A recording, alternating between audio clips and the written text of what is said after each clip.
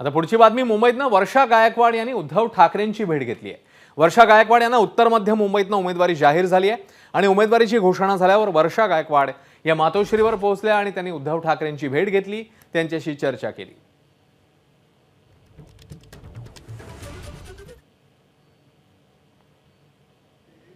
कालच वर्षा गायकवाड यांच्या उमेदवारीची घोषणा झालेली होती आणि या पार्श्वभूमीवर आज वर्षा गायकवाड या उद्धव ठाकरेंच्या भेटीला पोहोचल्या, त्यांची भेट घेतलेली आहे आणि चर्चा देखील केली आहे।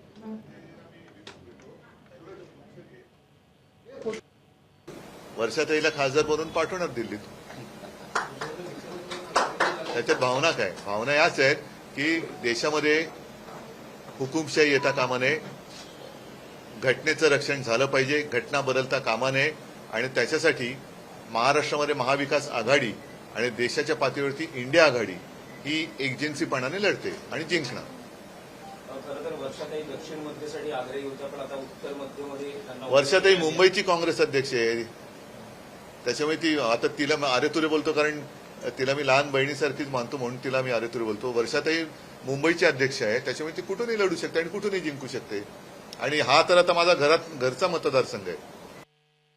पूर्वीपासूनचे संबंध आहेत आणि म्हणून मी अपेक्षा करते की महाविकास आघाडीच्या मुंबईच्या अध्यक्ष आहे, फक्त एका सीटपुरतं बोलणार नाही, साईच्या साई महाविकास आघाडीच्या ज्या सीटा आहेत त्या निवडून आणण्यासाठी आम्ही एकत्र प्रयत्न करू आणि जिंकू याबद्दल मला खात्री आहे।